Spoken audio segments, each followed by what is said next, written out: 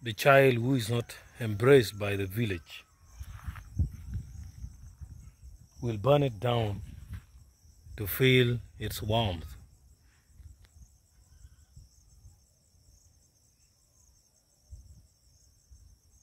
You should be very careful by somebody who is not loved in a community. That person may end up fighting that community to ashes. These are mistakes that people also make in politics. You give positions or vacancies to anyone who is not loved by the community. That person is in a position of destroying the community. So it is better not to give to such people.